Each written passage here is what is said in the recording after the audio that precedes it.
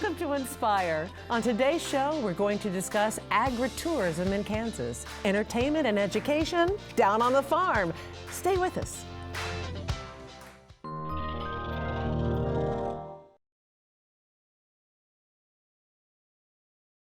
Inspire is sponsored by Kansas Furniture Mart, using furniture to inspire conversation. And by the Blanche Bryden Foundation. The Friends of KTWU, honored to support programs and services that enrich the lives of our viewers. And the Raymond C. and Marguerite Gibson Foundation.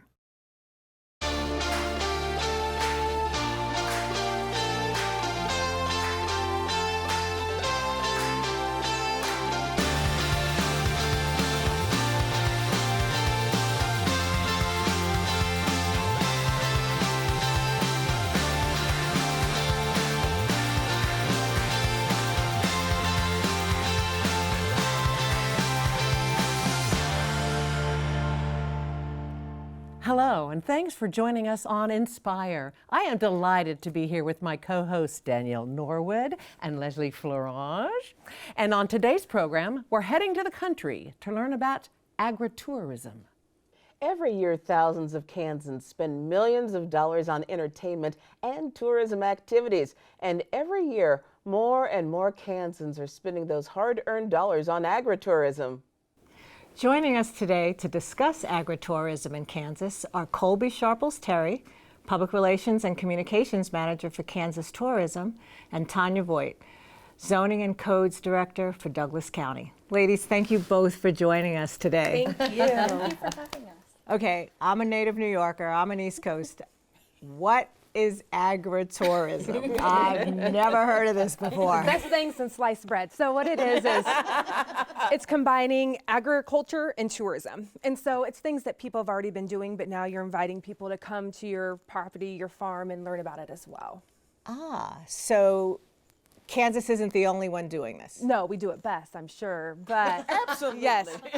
So it's our, it's our wineries, our pumpkin patches, our, there's people that, have a herd of goats and like making soaps out of it. It's anything that you can combine agriculture, education, and bringing people to learn about it. Has it become more popular like recently, or is it something that's been this way all along? It's definitely getting more popular. I think if you think about it, we're more disconnected from family farms than we've ever been. Like my parents, their grandparents all had farms, but the more time goes on, especially my generation, you're so disconnected from it. And so people love to learn about that and experience it because it's not something that they grew up with. We have over 400 registered agritourism businesses in Kansas. Wow. So, and it grows every single year. So you have to be registered. I can't just go, I've got this great garden. I'm going to be an agritourist person. Tanya, what's the process for doing all this? So in Douglas County, I think it's important to point out in the state of Kansas, half of the counties in the state of Kansas are zoned counties, which mean that they regulate land use, and then approximately half of them don't do that. So everyone's agritourism process is just a little bit different. Some will actually regulate versions of agritourism and some won't. So Douglas County, what we do is we don't regulate agriculture. Agriculture is traditionally with the state of Kansas is exempt from regulation, at least land use regulations when it comes to zoning. But when people start to add ancillary things like the tourism part, so say you're a Christmas tree farm, you grow Christmas trees on your property, but you want to sell ornaments and you want to sell t-shirts and you want to do hot cocoa and foods and those type of things. When that kind of extra part comes in, that's when we step in.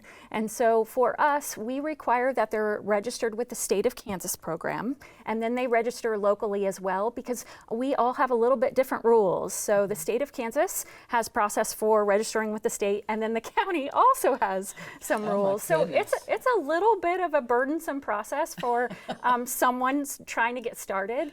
The amazing thing about a lot of counties when it comes to agritourism, especially for us, it's my favorite part of the job. So I grew up on a farm. I'm a farm girl, and so if I can help farmers in any way, we're here to help. And I'm sure the state's the same. Yes, we do require registration though. Yeah, and ours, you can operate without going through the state, but you're not part of our registered agritourism program. We wouldn't promote you and recognize that. So yes and no. We don't encourage that. We love being a resource. We're there to help. We're a state office. We're public servants. We want to help you. So we prefer that you go through us and register. And like she said, every county's different. And so it's a different process. So are the counties helping these businesses get insurance so that they can have people come out to their farms? How does that work? I mean, is anyone allowed to have people out on their property without any, issues or concerns? So from a county standpoint, we require that they're registered with the state, and the state provides some protections for liability purposes. So when you're stepping onto a farm, there's a big sign that the state provides to them that talks about you're stepping onto a farm. You might step in manure. You might fall out of the wagon, those type of things. So there are some protections. What the county does at a local level is we require that they have liability insurance as well. So if you're a farm and you're having the public and employees on your property, you've got to hold some liability insurance. They just provide proof of that to us. Okay, we've talked about some of the upsides of this. What are some of the downsides of this? Are there any downsides? I mean, you're opening up, you're expanding an operation most likely, so there are, staffing, salary, there's all that stuff. But I think a lot of times when farmers are adding these programs, it's always going to be a passion piece. Farmers don't say, I need to make more money, so I'm going to do this. It's a passion for somebody on that farm and that family to want to add this operation. And so, I mean, I'm sure there's going to be some cons, but I think the pros outweigh it if you're wanting to add this operation that you're passionate about to increase revenue on your property, for sure. What are some of the stories that you hear from people who are doing agritourism? I mean, are they talking about like people coming in and just enjoying themselves and some of the things that kids are seeing? I can just imagine people like making butter, churning butter, and I mean, just some of the old-timey things that kids have never seen before. Yeah, there's definitely the educational experience, but you also think about how big these operations are growing, like local pumpkin patches that started off with like a corn maze, and now they have this and this and this and this. So I think it's great that they're hearing from the public and they're seeing like they want these experiences. They want to churn butter, or they want to fling apples, at trees. Apple butter. Yes, or apple cannons. Yes, apple cannons. Yes. Pumpkin chunking. Yes. Yes. Yes. It's all of it. It's a thing. What's apple flings? What is that? Like you go and you're aiming these apples at these targets, and I mean, You can shoot apples out of a cannon. yes, It's awesome. I mean, it's aggression. It's divorce therapy.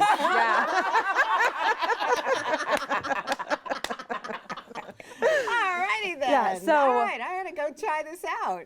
So I feel like we're seeing so many operations just add and add and add on to what they already do. So I think that speaks about the people that are coming, the experiences, and the need for people to be able to go to farms and do these things. And I think the accessibility, at least for us, so, there is a kind of a disassociation a lot of times with where your food is coming from.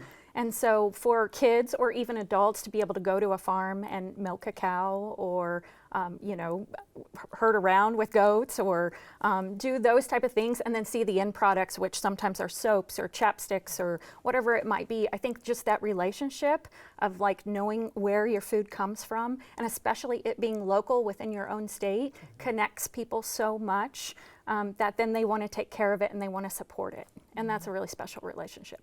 So if someone has that passion, as you said, they're like, wow, how do I do this? I don't know anything about business, but I know vegetables. So where do they go? Is there any resources for them to get started, or how does this work? Yeah, so on our website, travelks.com, we have an industry portion, and we have a whole agritourism section. There's frequently asked questions. There's our manual that you can also digitally download or order a copy that talks about everything, like how to market, what would you add to your operation. It's an extensive manual that is wonderful for somebody that's like, I want to do this, how do I start? And it's free. That's what we're here for. Yeah. And I think the key for like at least the regulatory tool is being flexible.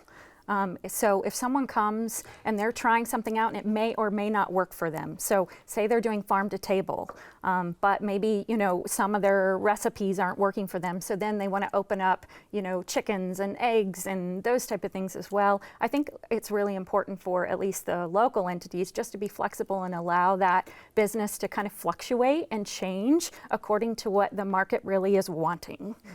That's really important so that they can stay successful. So you said that we have about 400 registered agritourism sites across the state. What are some of the fun, different ones that we could see, and how do people find out about them so they know to go? Yeah, so to find out about them, if you go to travelks.com, we have the Okay, things say that again to do. slowly. Travelks.com. Okay, thank we you. have a things to do, and we have agritourism broken out into farm stays or farm to table or whatever it may be. There's just a array of different opportunities. Alpacas. There's some destination places like Circle S Ranch in Lawrence, that's one. There's some that are creameries and restaurants and farm to table experiences all on one property. We talked about like soap making out of, goat milk or whatever it may be. You name it, there's probably going to be an agritourism business in Kansas that features that. And so all we have to do is go to travelks.com. Yep, that's our state tourism website. Okay. Fantastic. Fabulous. Thank you, Colby and Tanya, for joining us on Inspire. We're going to have to take a short break, but we'll be back with more on agritourism.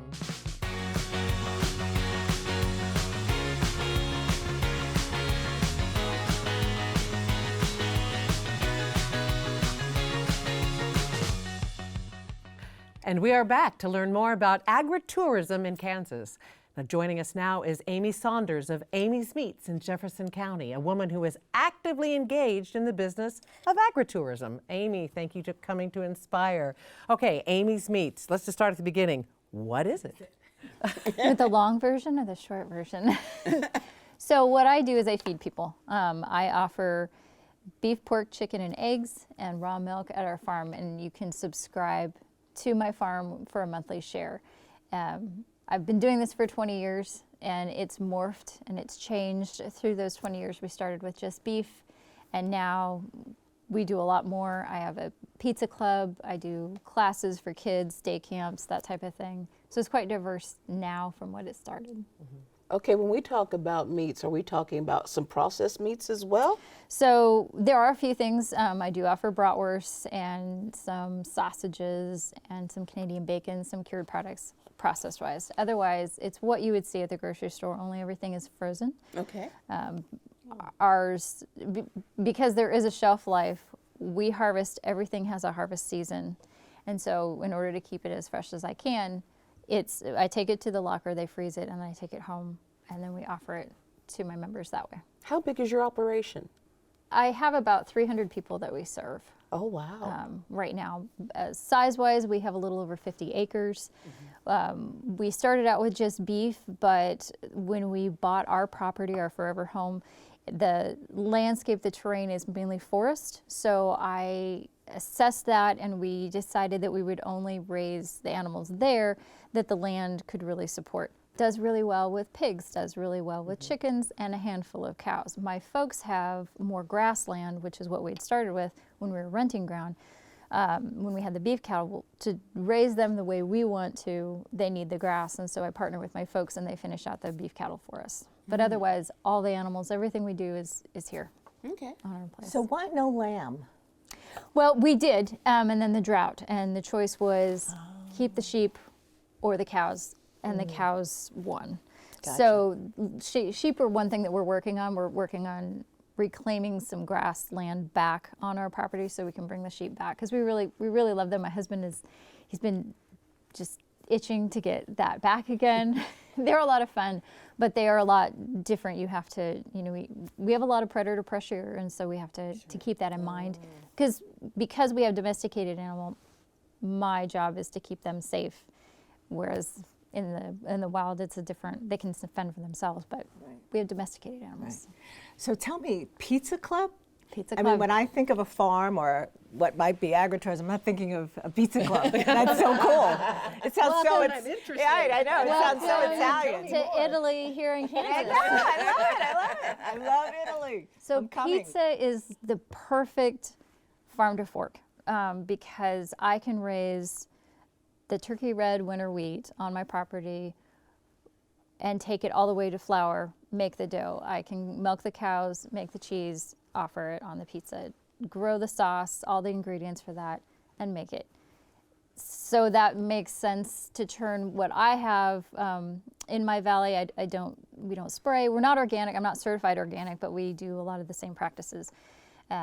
So I take my ugly food that tastes amazing and turn it into something people are like, oh, this is great. I built a wood-fired oven. We do it the first and third Fridays of the month, and we have amazing pizzas that if I gave you the vegetables, you'd be like, oh, well, that's kind of ugly.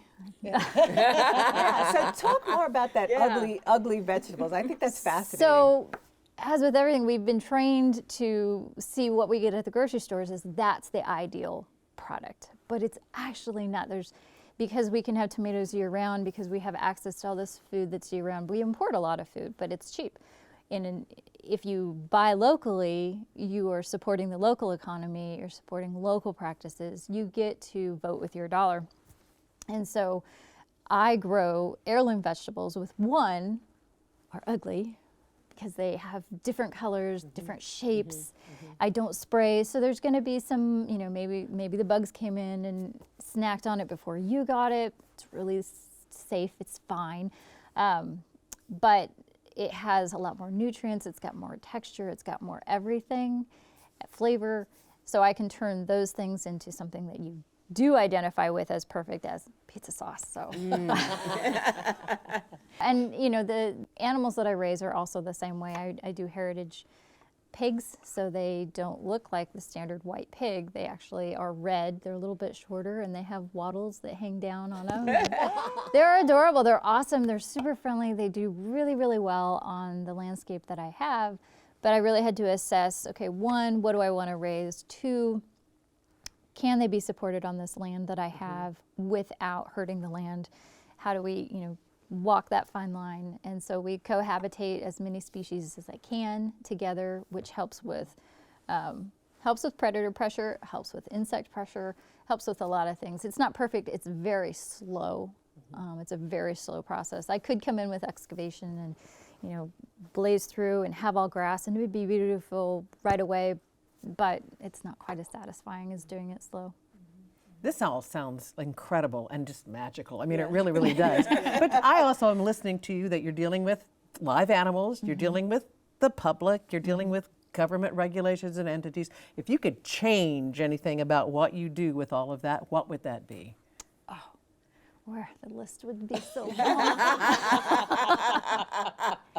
My goal is to reconnect people to the understanding of where their food comes from. I mean, that's what it boils down to. And in doing that, it's hard to reach people because I'm not in front of them. I'm not in the grocery stores. I started with farmers market, and I did that for 15 years. But now I'm just at the farm. And for me, getting out in front of people is very difficult. To get them to come out. I have good friends that are just right on the outside of town, and they have a hard time getting people to come out. I'm 8 miles out of town, so it's a little bit even harder to get people, but once they come, they love it. They fall in love with the place, and they get it because we have terrible cell phone, terrible internet, which is a blessing and a curse. But people love that. Once they come out, they love to see that. They love to unplug and get that feel back. But the mindset of, well, I have to leave. Well, actually, it takes just as long to get across town as it does to get to me. So it's just a mind over matter.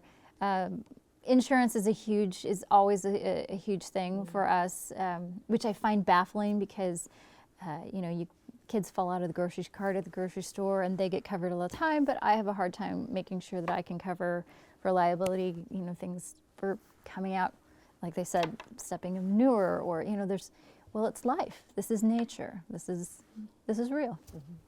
Well, I'm thinking since there's pizza on what particular Friday? The first and third, actually. I mean, I'll make a trip. I'll make a trip personally. We got a date going. How can we find you? So amysmeats.com, and the Pizza Club membership is on there. Amy, thank you so much for being here today. Last fall, we decided to experience agritourism for ourselves. We traveled to Gary's Farm Fest, also known as Gary's Berries, and the Crooked Post Winery.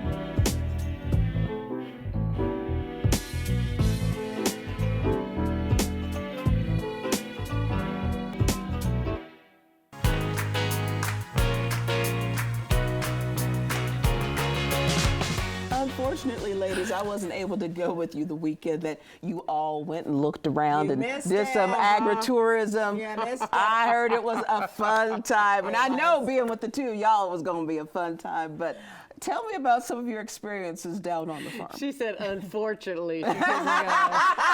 Well, you know, I heard that there was some mud and stuff. And, you know, unless it's a mud bath, I wasn't trying to be down like that. I know that. I got to feed the goats. You did? Yes, I've never done that before. Okay. It was really cool. Gary's Berries was really, really cool. He had so many things going on, and this was around the Halloween time. Okay. And I know he did something big for the holiday time as well. he I did. mean, it was like, this is just fantastic. And we understand that there are those types of things all over the state. Yes. Right. Yeah, it was just, It was awesome. There were pumpkins and things we could climb and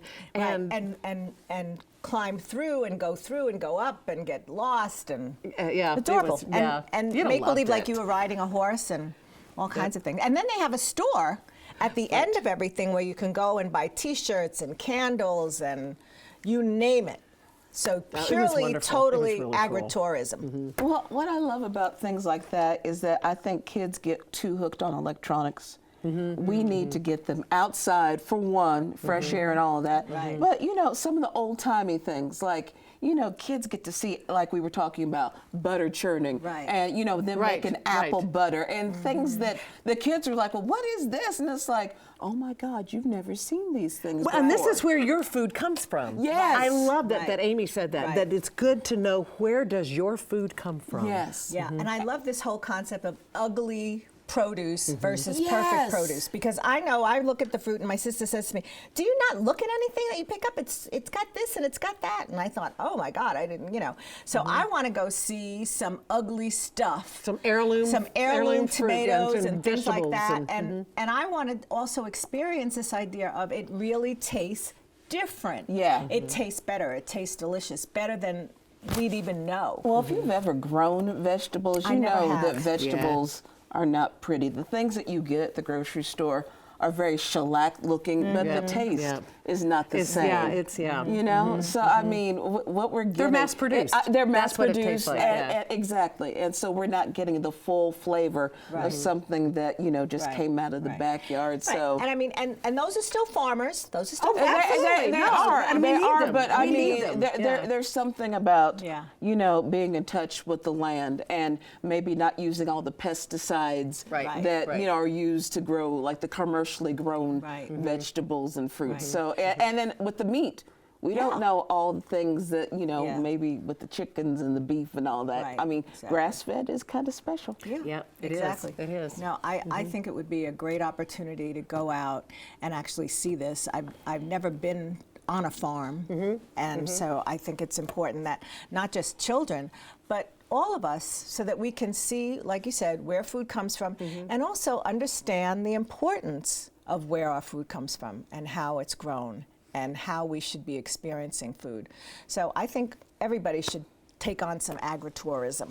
Absolutely. That's the challenge. Yes, Yeah. at least have one or two special experiences throughout the spring and the summer. I got to experience farm to table over at the Salt Well.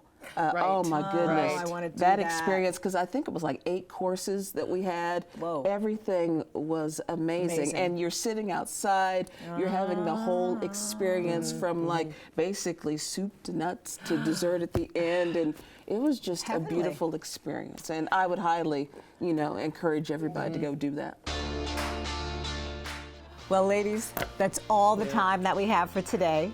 But if you'd like to watch this program again, or any KTWU program, you can do that online at watch.ktwu.org.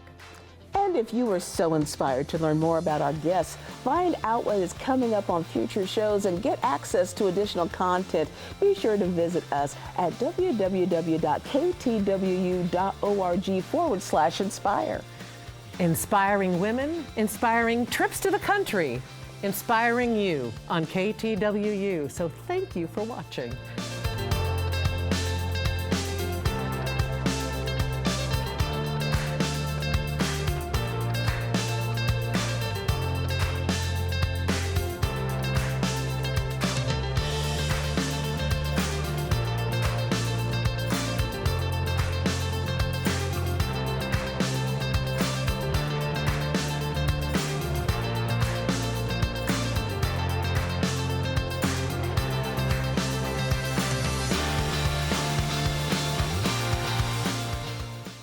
Inspire is sponsored by Kansas Furniture Mart, using furniture to inspire conversation, and by the Blanche Bryden Foundation.